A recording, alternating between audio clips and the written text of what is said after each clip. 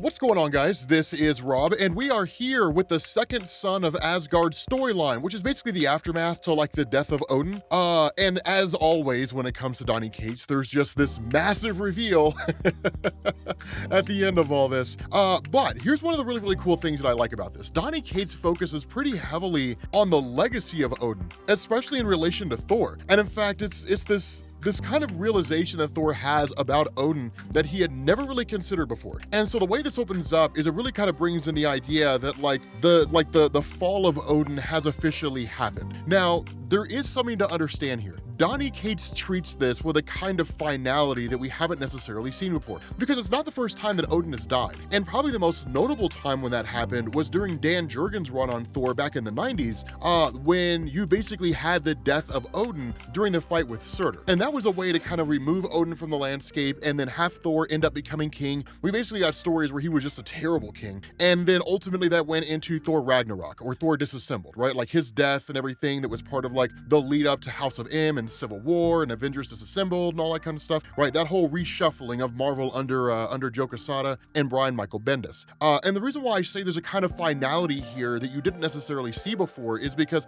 one, the body of Odin, of course, is being taken through Asgard, but two, everyone's here. And when I say everyone, I mean everyone, right? Like the Celestials, the Watcher, Silver Surfer, like the Frost Giants, the Fantastic Four, Guardians of the Galaxy. I mean, everyone's here. And this is really cool because this is really Donny Cates' way of just kind of highlighting the legacy of Odin, right? That like Odin is a figure, and it's one of those funny things because 9 times out of 10, when you think of Odin, you think of just an old guy who hangs out in Asgard while his family goes and does stuff, right? Like Thor goes and fights on the Avengers, you know? In more recent years with Jason Aaron, or really in the last year or so, he's focused on like Avengers BC. So the fact that Odin is actually was at one point in time, an active member of the superhero community, but you don't really think of Odin as a guy that comes into contact with these people. But the funny thing is that over the course of his publication history in Marvel, he's come in contact with all of them, some, you know, at some point along the line. But more so than that, the role of Odin is really what people are here remembering as much as Odin himself. He was the All-Father of Asgard, one of the most powerful beings in the Marvel universe, certainly not somebody to scoff over. Now, the funny thing is you don't actually see Galactus here as far as I can tell, and that makes sense because Odin headbutted the hell out of Galactus and basically fractured his helmet, and that probably pissed him off a little bit, right? Like, I imagine Galactus still probably holds a little grudge, you know, like Silver Surfer's like, hey Galactus, we're all going to the funeral for Odin, are you gonna come along? And Galactus is like, nah man, that guy was a dick. I have no clue if that's gonna be the case, if that's the case or not, but I'd like to believe that it is. But nonetheless, while Odin's not as powerful as the Celestials, the fact is like he's had dealings with the Celestials, right? The third celestial host, when they told the gods to basically stay hands off humanity's evolution, right? Just different things along those lines. So again, it's kind of a cool thing. But what Thor says here, and this is what's so cool, what Thor says here is Odin was a troubled man, a vicious god, a great and unyielding king, a complicated husband, and a great shadow that falls ever still on my brother and I. And it's kind of funny, he says, the old bastard is a ghost now, and I'm still terrified of him. And he says, the truth is, my father pushed me to the brink of madness more times than I can count. He was a man of great and terrible contradictions. Here was the great conquering Odin, a king with a crown of blood, feared by all, with mercy for none. And yet, here is Odin, carrying and raising his greatest enemy's abandoned child as if it were his own. Of course, referencing Loki. And he says, granting power to those in need, those he would judge as equals, though their blood ran not of Asgard, judging them by the worthiness only he seemed to see in their hearts, a trait he seemed so very seldomly to find in me. Now, here's the thing. The relationship between Odin and Thor is a very complicated relationship, and that's what Thor says here. He says, I do not say here today anything you all have not heard before. Hell, my father has cast me out of his kingdoms more times than I can count, and every damn time I would rage, scream, and curse his name at a silent sky, and each and every damn time I would return a better man, a better god, so that in time I would be a better king. to you, to all of you. Now, this is particularly important here because Thor is referencing both, of course, when he was cast out and he, had the memories of Donald Blake and all that kind of stuff happen. But what he's also talking about here is Odin breaking the cycle of Ragnarok. Now, for those of you guys who don't really know that mythos, right, who don't really know about the cycle of Ragnarok being broken by Odin in terms of Thor being sent to Earth, it was kind of this hidden reason why it was that Thor was sent to Earth in the form of Donald Blake, or, kind of taking on the form of Donald Blake and that kind of thing. That over time in Marvel Comics, that when we got the original Ragnarok story, what they explained is that cycle had happened over and over and over again. That presumably it always happens with like the collapse of the universe. That whenever a universe collapses or is somehow destroyed, Asgard would be destroyed and then would ultimately come back. And that seemingly the ones who sit above in shadow, these kind of mysterious entities up there, which as far as we know, the only real standard that we have in terms of what they were was Loki potentially referring to them as like beyonders. And like that was it. And even then it was just a guess, right? He's like, maybe they are. We don't really know who the ones who sit above in shadow are. That they would feed on the energy of the Asgardians when they were destroyed. So perhaps the cycle of Ragnarok would happen multiple times over the course of the lifespan of a singular universe. But whatever it is, Odin had eventually come to this realization that the cycle of Ragnarok basically pervaded, right? That it persisted. That the cycle of Ragnarok always happened. That the Asgardians were always destroyed when Asgard was basically annihilated, and it would always come back in some form or fashion. And that the ones who sit above in shadow would feed on that energy. And so in order to break that cycle of Ragnarok, instead of Thor just being the son of Odin who would exist, out in Asgard and would have these crazy adventures and stuff like that, he cast him out. Now, the other part of it was also because Thor was a dick, right? He needed to learn a lesson, right? He was really, really arrogant, full of hubris, and he had to be brought down a few pegs. But the other thing was sending him to Earth would basically create a bond between Thor and humanity, and in fact, bring Thor to a level of empathy and understanding and patience that he wouldn't have readily had. And so as a result of that, Thor ended up coming back, and he was the one that broke the cycle of Ragnarok. And Odin knew that he wouldn't be able to be the one to do it because his path was leading him inexorably to Surtur, right? Remember, like the whole prophecy of Ragnarok was that Odin would die at the hands of Surtur. So he knew he wouldn't live long enough to actually stop the cycle. That was his fate. And so it's a really, really interesting thing because what's kind of funny about that is Carl Jung had a really good quote. I'm kind of paraphrasing here when I say it, but basically, if you never learn to control your subconscious, it will control your conscious mind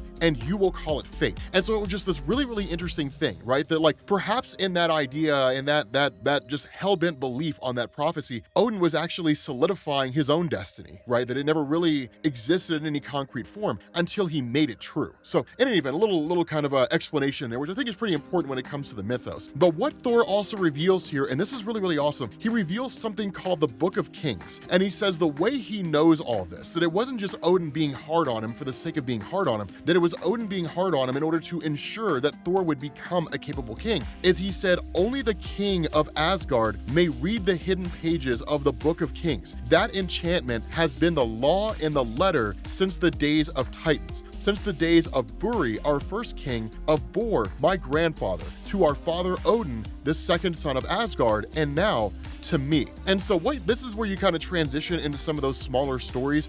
They're not overly important. Again, it's kind of like the origin of Beta Ray Bill basically being retold, and the first fight between Thor and the Man-Gog and different things along those lines, right? It's just a cool little tidbit here. Now, what comes once we jump back to kind of the main set of events themselves is basically the funeral process, or the kind of funeral pyre for Odin. Now, one of the things to know, as far as I understand it, I'm not going to swear by this because I'm not necessarily a historian, but as I understand it, one of the more common methods of burial for those individuals who follow the Norse mythological belief system was actually burial with grave goods. And the reason why is because what that would do is the goods themselves would basically match the social standing of the individual who had perished, so that when they traveled to the afterlife, they would maintain that social standing. Now, that would also include things like burying them with a loved one, or somebody who basically worked directly for them or operated under them, like a horse thrall or something along those lines. I mean, there were different ways in which it was done. For this case with Odin, and the fact that in Norse mythology, cremation was also a concept, that's how this burial process happens here. That Odin's body is effectively supposed to be burned. And so what ends up happening is that as Odin had decreed, as he had asked, right, the way it's given to us is it said, the arrow that Volstagg carries weighs heavy in his hands, though in fact it weighs nothing at all. The shaft of the arrow was fashioned from Gungnir, the Odin spear, the spear of heaven it had been called, though it carries many darker names in certain realms, though perhaps the saying saying was merely prophecy, as now the arrow that was the Odin spear will be guided on its journey by flights made of angels' wings. The bow was a gift as well, a branch from Yggdrasil, the world ash. The Avenger Hawkeye carved the longbow himself, making sure its flight would be strong and true. The bow's string was woven from the abyss black hair of Hela, goddess of death, a gift or perhaps a threat from Niflheim. Whatever the message is, Thor cares not. The arrow's head, made of the eternal flame of Muspelheim and affixed to the spear with sap from the World Tree, burns as deep as hell itself in his hands. And so what was basically supposed to happen here is Thor himself would fire the arrow off at the funeral pyre of Odin. And in turn, Odin's funeral pyre, of course, would be set alight, and Odin would essentially experience the kind of funeral that he had requested and that is customary for him. The problem with this is Thor says, I can't, right? And he actually passes it off to Loki. And in turn, Loki's like, no, you're the firstborn and the heir to the throne. This is your responsibility. And ultimately, the response of Loki is it's a king's decree that his heir ignite the pyre, Thor. And Thor's response is, yes, and I am a king. Loki, you have to do this for me. And ultimately, Loki fires off the shot, which of course ignites the funeral pyre of Odin, and he basically becomes a kind of burning light out there in the sky of Asgard, essentially to live forever. The reason why this matters is because following that, you transition to the aftermath of all of this,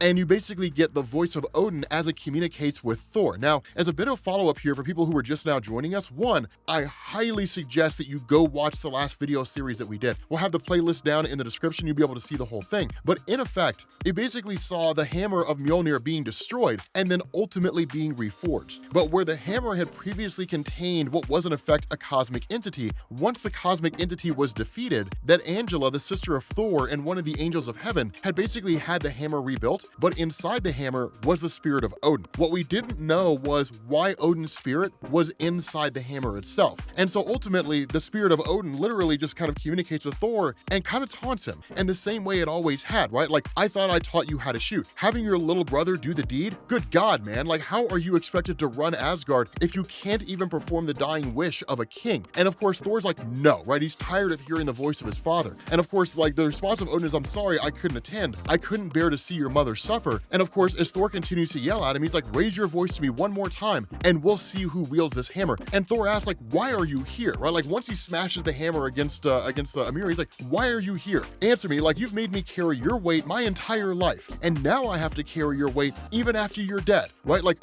why are you here? You should be in Valhalla. You should be in the afterlife. At the very least, you should be leaving me the hell alone. Because the response of Odin is like, you know, you're king, and like, you have to do this. And ultimately, the response of Thor is like, now I'm king, right? Like, where were you when the Black Winter came for Asgard? And the Black Winter had basically almost threatened to destroy everything when Galactus came crashing down into Asgard itself and threatened to consume it. Where were you during the events of like the War of Realms when your wife needed you, right? In all these times and all these experiences, when your family needed you to be there and you were just this cold, unanswering person, where were you during all of that, right? And then now I'm supposed to need your guidance. Now I'm supposed to need you. And again, it's one of these things where Thor holds on to a lot of anger and a lot of resentment towards Odin. And so he's like, why won't you just leave me alone, right? Why won't you just let me lose you? And the response of Odin is, because I can't. I can't go home, Thor. I cannot go to Valhalla. And he says, I tried. When my spirit passed, I walked to the gates of Valhalla to find my brothers and my father. But the problem is, someone had smashed open the gates of Valhalla. And when I got there, the halls were empty. Not a single soul remained. And he's like, I'm here because I need you, because I have nowhere else to go. He's like, Valhalla is completely gone. Now, here's the question you have to ask. Who in the heck did this? Because there is a ton of stuff. Like, there's a lot of power in the halls of Valhalla. One, it's every